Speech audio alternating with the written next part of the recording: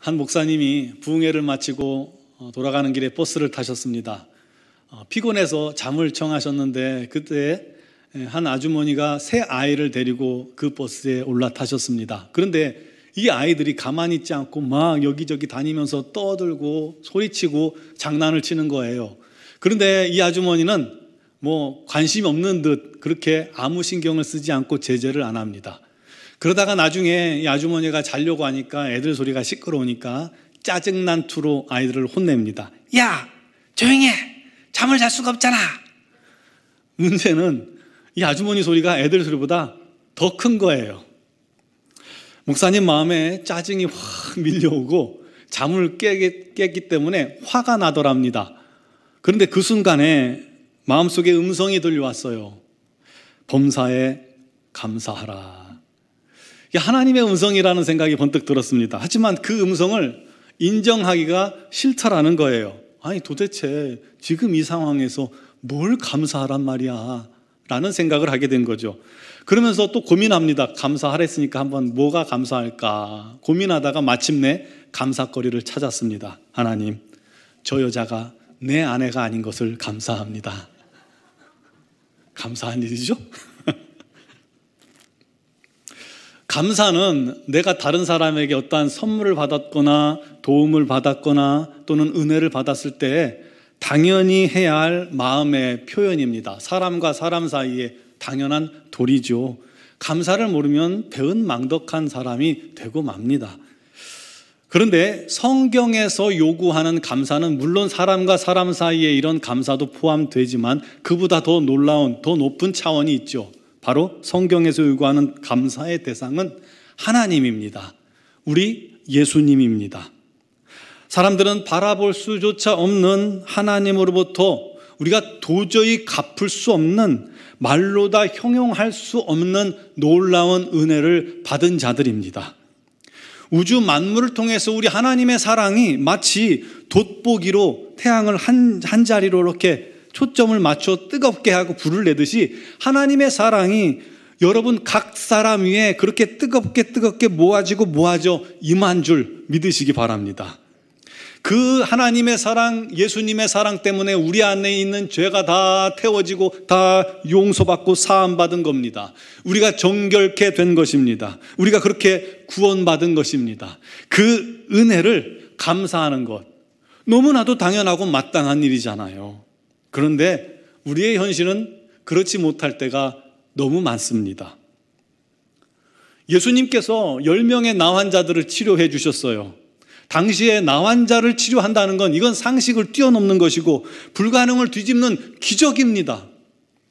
그런데요, 그런 놀라운 기적을 경험한 10명 중에 주님께 돌아와서 감사를 표한 사람은 한 사람밖에 없어요. 우리 주님께서 나머지 9은 어디 있느냐라고 물으셨지만 없어요. 어디로 갔는지 그들이 보이지 않아요. 물론 그들도 자신들의 나병이 고쳐진 걸 기뻐하고 감사하고 찬양하고 놀랍게 해도 은혜를 감사했겠죠. 그런데 왜 주님께 돌아와서 감사하지 않았을까요? 10명의 나병 환자들은 우리들의 모습을 보여주고 있습니다. 하나님께서 천지를 창조하시고 생명 주시고 우리의 인생을 허락하시고 건강 주시고 가정을 주시고 자녀들을 주시고 직장을 주시고 땅과 바다와 산 등 아름다운 자연을 주셨습니다. 해와 비를 주셨습니다. 먹을 것도 주셨습니다. 이곳에서 풍성한 삶을 살게 하셨습니다. 그런데 그 은혜를 주신 하나님께 나와서 감사하는 사람은 소수입니다. 주님께서 십자가에 피 흘려 당신의 생명을 죽기까지 우리 죄를 사하셨습니다. 우리를 의롭게 하시고 하나님의 자녀가 되게 하셨습니다. 나병보다 더 중한 이 죄라는 질병을 치료해 주셨습니다. 그런데 그 놀라운 은혜를 바로 알고 주님 앞에 나와서 감사하는 사람, 전심을 다해 감사하는 사람은 소수입니다. 무슨 얘기냐면 우리 사람들은 하나님의 그 놀라운 은혜에 다 감사할 수 있는 능력조차 없는 그런 존재들이라는 겁니다. 그래서 감사는 능력입니다. 감사요, 아무나 할 수 있는 게 아닌 거예요. 은혜를 깨닫는 능력이 있을 때 감사할 수 있습니다. 은혜를 받을 줄 아는 능력이 있을 때 감사하는 겁니다. 은혜를 감사할 줄 아는 능력이 있는 자가 감사하는 겁니다. 그래서 감사할 줄 아는 성도가 능력 있는 성도입니다. 그리스도의 장성한 분량으로 성장한 성도가 감사하는 겁니다. 사람들을 보면, 대화를 하다 보면 감사가 많은 사람은 이미 그는 성숙한 사람입니다. 감사가 없는 사람은 아직은 좀 더 자라야 합니다. 오늘 말씀해 보면요, 우리가 날마다 감사할 이유를 가르치고 있습니다. 첫 번째로 보면 하나님의 명령이기 때문에 우리가 감사해야 합니다. 15절에 보니까 그리스도의 평강이 너희 마음을 주장하게 하라. 너희는 평강을 위하여 한 몸으로 부르심을 받았나니 너희는 감사하는 자가 되라. 감사하는 자가 되라고 했는데 무엇을 위해서 감사해요? 그리스도의 평강이 우리 마음을 지배하기 위해서라는 것입니다. 이 사단이라는 존재는 우리 안에 있는 평강, 평안을 그냥 깨트리기를 기뻐하는 자입니다. 그런 존재입니다. 눈이 많이 온 날 새벽 아침에 일어나면 아무도 다니지 않은 곳에 하얗게 눈이 내려있는 것을 보게 되잖아요. 그럼 아름답고 예쁘지만 또 다른 마음이 하나 있죠? 뭐예요? 얼른 가서 내 발자국을 남기고 싶습니다. 그런 마음이 있어요. 잔잔한 호수에 마치 유리처럼 비추는 그런 잔잔한 호수에 가면 너무 아름답고 좋지만 마음 한켠에 저기다 돌을 던져서 풍랑을 좀 내고 싶다는 그런 마음도 들어요. 그게 사람의 묘한 심리입니다. 그런데 사단이 딱 그 마음이에요. 사단이 평강, 즉 하나님으로 말미암아 잠잠한, 잔잔한, 평안한 우리들의 마음을 결코 그냥 볼 수가 없어요. 못 견뎌요. 그걸 깨뜨리기 위해서 우리 심령에 돌을 던져대는 겁니다. 각종 문제를 던집니다. 맑은 물에는요, 먹물을 쏟아 놓습니다. 우리 마음에 불안과 염려를 던져 넣습니다. 그래서 풍랑을 일게 만드는 거예요. 분노와 시기가 충만케 합니다. 그렇게 하면 하나님을 향한 우리의 믿음이 풍랑에 따라서 이리저리 흔들리기 때문입니다. 하나님을 향한 평안함 속에서 하나님을 바라보던 우리들이 그 흔들림 속에서 우리 하나님을 보는데 울렁거리는 거예요. 자꾸 다른 데 관심을 가는 거예요. 베드로가 풍랑 때문에 주님을 향한 관심이 다른 풍랑으로 돌아갔듯이 말이죠. 그걸 이기려면 무엇을 해야 할까요? 너희는 평강을 위하여 한 몸으로 부르심을 받았나니 너희는 또한 감사하는 자가 되라 말씀합니다. 태풍이 불 때 큰 파도가 들이치죠. 또는 해일이 들어올 때도 있습니다. 그것을 막기 위해 해변마다 방파제를 설치하고 테트라포트라고 그 네 발 달린 그 있잖아요. 큰 구조물들을 꼼꼼히 서로 겹쳐서 쌓아 놓습니다. 그러면 큰 파도나 해일이 몰라치다가도 거기에 걸리면 무산되는 겁니다. 거기에 부딪히는 순간 힘을 잃고 사라지고 맙니다. 그것처럼 성도들이 한 마음과 한 뜻이 되어서 사랑과 선행을 서로 격려하고 서로 위로하고 서로 기도하고 감사하면 어떤 사단의 도전이 우리를 무너뜨릴 수 있겠습니까? 어떠한 사단의 도전도 우리가 능히 이길 수 있다는 사실을 믿으시기 바랍니다. 여러분, 우리가 힘써 우리 안에 있는 그리스도의 평강, 평안을 지키는 자가 되어야 합니다. 우리의 마음을 원수의 그 도전으로부터 우리가 방어해야 합니다. 그때 필요한 게 뭘까요? 그게 바로 감사입니다. 감사. 여러분, 감사가 얼마나 큰 능력인지 몰라요. 우리가 감사할 때 사단의 괴계가, 사단의 계획이 무산되는 겁니다. 우리가 감사할 때 불평과 불만과 원망이 사그라드는 겁니다. 여러분, 불평과 불만이 우리 안에 넘쳐서 우리 입술로 쏟아나는 겁니다. 우리가 그것에 넘어져서 이렇게 불평과 불만과 원망을 막 쏟아내는 것은 사단에게 진 거예요. 사단은 우리 마음속에 그것을 위해서 음란한 마음도 던져놓고 정욕과 탐심도 막 심어놓고 거짓과 분노와 노여움과 악의와 비방과 의심을 막 집어넣는 겁니다. 그러나 그로 인해서 우리가 마음이 불이 날다 할지라도, 답답한다 할지라도, 두렵고 때로는 억울하고 미칠 것 같은 상황이라 할지라도, 또 유혹이 너무 심해서 도저히 이길 수 없을 것 같다 할지라도, 그 순간에 우리가 무엇을 해야 하냐면 무조건적인 감사. 도무지 내가 감사할 마음이 전혀 없어도 감사거리를 찾아서라도 감사, 아니면 그냥 하나님께 그냥 감사, 날 구원하신 것도 감사할 상황이 아니더라도 감사하세요. 그러면요, 놀랍게도 우리 마음에 감사가 떨어지면 어느새 불평불만이 사그라집니다. 국이나 라면 같은 걸 끓일 때 확 일어나면 거기다가 물 하나 딱 붓는다든가 아니면 계란 하나 풀으면 확 가라앉잖아요. 마치 그것처럼 우리 안에 있는 그런 분노와 원망들, 불평, 근심들이 우리가 감사할 때 확 사그라드는 겁니다. 신기해요. 사그라들어요. 마치 마라의 쓴물에 우리 하나님께서 지시한 나무를 던졌더니 그 쓴물이 단물로 바뀌었잖아요. 그것처럼 우리 마음속에, 불처럼 일어나는 우리 마음속에 감사를 집어 던지면 우리 마음이 변화되고 우리 마음의 풍랑이 잠잠게 됨을 믿으시기 바랍니다. 사단이 쫓겨나고 우리가 이기는 거예요. 그게 바로 감사의 능력입니다. 사랑하는 성도 여러분, 그리스도의 평강이 우리 마음과 생각을 지키게 합시다. 그 평안 속에 감사가 넘치면 기적이 일어납니다. 그리스도의 평강, 감사, 이건요, 하나님의 기적을 일으키는 토양인 것입니다. 씨를 심어야 열매를 얻을 수 있듯이 하나님의 기적은 불안과 염려 속에서 이루어지는 게 아니에요. 평안과 감사가 넘칠 때 그 속에서 하나님의 역사하심, 기적이 놀랍도록 임하는 겁니다. 두 번째로 감사할 이유는 감사가 하나님 말씀대로 살 수 있는 방법이기 때문입니다. 감사가 하나님의 명령이라면 감사하는 삶은 하나님 말씀에 순종하는 삶이 되겠죠.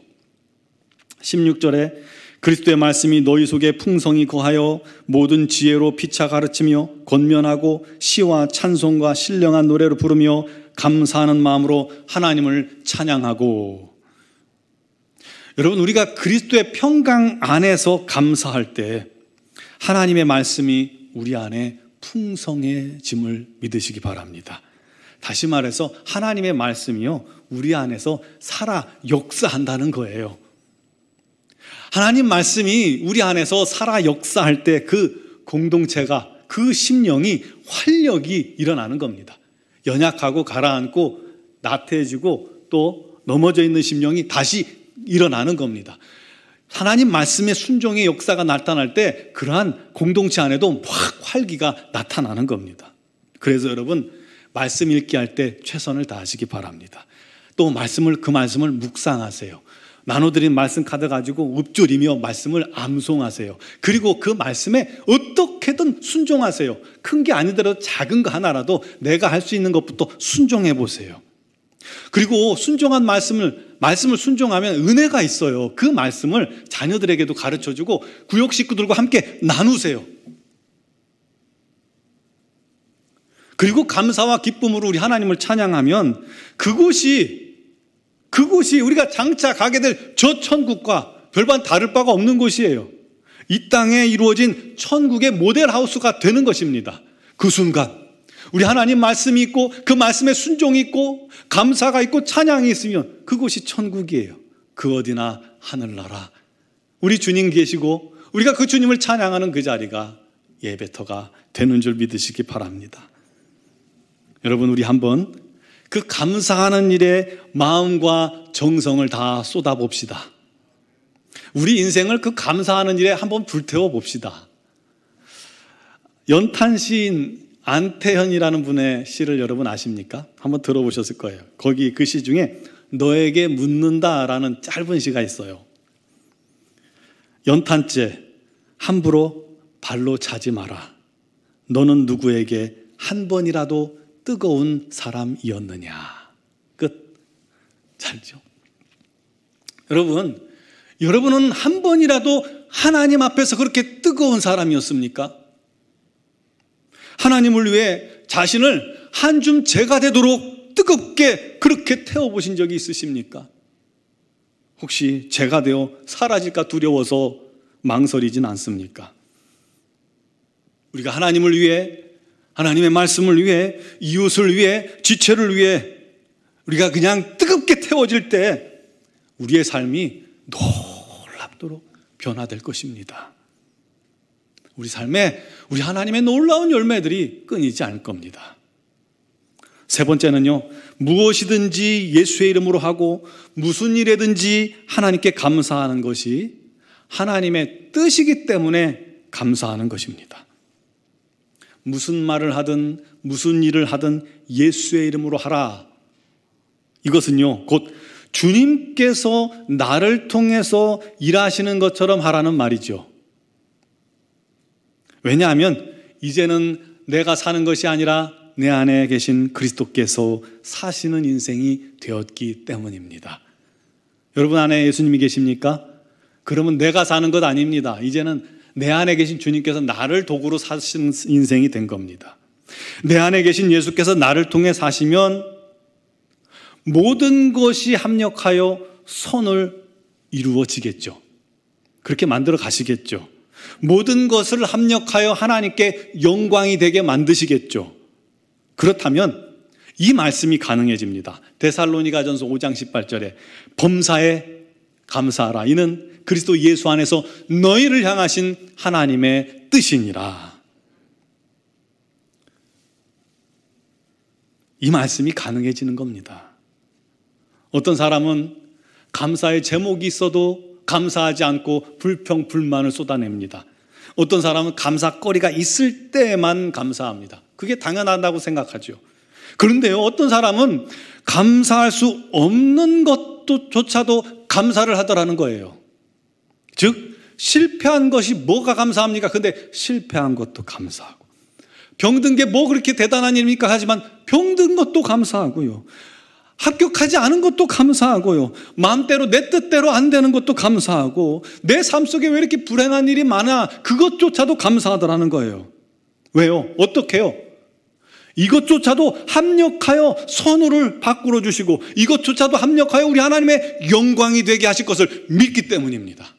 믿기 때문에 감사하는 거예요. 그래서 감사는 믿음의 열매입니다. 그래서 감사가 능력입니다. 사랑하는 성도 여러분, 감사의 능력을 회복하는 저와 여러분 되길 바랍니다. 그러기 위해서는 결단해야 합니다. 감사를 결단하시기 바랍니다. 마음의 감옥에서 탈출했습니다 라는 그런 책이 있어요. 93세의 상담 심리학자가 쓴 자전적인 소설입니다. 지은이는 에디트 에바 에거라는 사람인데 유대인입니다. 16살 때 아우슈비츠 수용소에서 부모님들이 가스실에서 죽어가는 것을 목격했습니다. 그런데 그것을 관할하는 독일 장교가 클래식을 좋아한대요. 그래서 자기를 위해서 연주해줄 클래식 연주자들을 착출을 했는데, 이분은 이 여인은 발레와 체조 전공자라 뽑혀갔습니다. 그래서 그녀는 자기 부모를 죽인 원수 앞에서 춤을 추는 겁니다. 어땠겠어요? 춤출 때마다 수치심 때문에 괴로웠던 것입니다. 그렇지만 살기 위해서 춤을 춘 거예요. 수용소가 해방된 날 그녀는 시체들 틈에서 간신히 숨만 붙은 채 살아남았습니다. 그 후에 자기 혼자 살아남았다는 데 대한 이 죄책감 때문에 사람도 안 만나고 운둔하고 방황하고 있다가 어느 날 놀라운 사실을 깨닫게 된 겁니다. 자기 자신에게 인생의 선택권이 있다는 사실을 깨달은 거예요. 내 인생에는 나의 선택으로 우울할 수도 있고 불행할 수도 있고 행복할 수도 있겠구나. 그 후에 이 늦은 나이에 상담 심리학을 공부해서 많은 사람들에게 자기가 겪은 그 이야기를 해주면서 마음의 감옥에서 나오십시오 라며 치유한다는 거예요. 도저히 감사할 수 없는 상황인, 마음의 감옥에서 나와 감사를 결단하라고 말하고 있습니다. 사랑하는 성도 여러분, 감사를 선택하시기 바랍니다. 감사를 결단해 보세요. 결단하지 않으면 안 돼요. 이게 참 희한하게 죄는요, 결단 안 해도 너무 잘 돼요. 근데 우리 하나님의 뜻을 이루는 일에는 결단하지 않으면 결코 쉽지 않습니다. 방해가 심하기 때문입니다. 결단함으로 감사의 능력을 회복합시다. 무엇이 여러분의 감사를 막고 있습니까? 여러분, 그것이 하나님보다 더 큰 것인가요? 하나님의 능력보다 더 위대한 것인가요? 그렇지 않잖아요. 대부분 우리도 스스로를 마음의 감옥에 가두고 감사보다는 불평을 선택하고 원망을 선택하고 있는 겁니다. 그래서 불행해요. 내 스스로 불행을 선택하고 원망하면서 불행해요. 그러나 감사를 선택하고 행복을 선택할 수 있다는 것입니다. 우리에게는 하나님이 계시기 때문입니다. 우리에게 우리 주님이 계시기 때문입니다. 우리 하나님께서 우리가 행복하길 원하고 계시기 때문입니다. 감사하길 결단하고 믿음으로 감사를 순종하시기 바랍니다. 놀라운 일이 일어날 것입니다. 어느 날 내가 도무지 감사할 수 없는 일을 감사하게 될 것입니다. 어느 날 내가 도무지 기뻐할 수 없는 일을 기뻐하고 있을 겁니다. 어느 날 내가 도무지 사랑할 수 없는 사람을 사랑하고 있을 겁니다. 그것은 내가 아니라 내 안에 또 다른 나예요. 주님께 순종한 나이고 나를 지배하고 있는 우리 주님께서 나를 그렇게 만들어 주실 것입니다. 여러분, 그렇게 우리 주님 앞에 감사함으로 성장해 나가길 바랍니다. 감사는 하나님의 명령입니다. 감사는 순종의 문을 여는 겁니다. 얼마든지 할 수 있죠. 감사는 하나님의 뜻입니다. 감사는 이 땅의 언어가 아니라 천국의 언어입니다. 이 땅에서 천국을 살아갈 수 있는 능력입니다. 우리 마음과 입술을 사단에게 내어주지 말고 우리 마음이 불평, 원망이 쏟아내는 그런 상태가 되게 하지 말고 오히려 감사와 찬양이 쏟아지는 그런 저와 여러분 되기를 주님의 이름으로 축원합니다.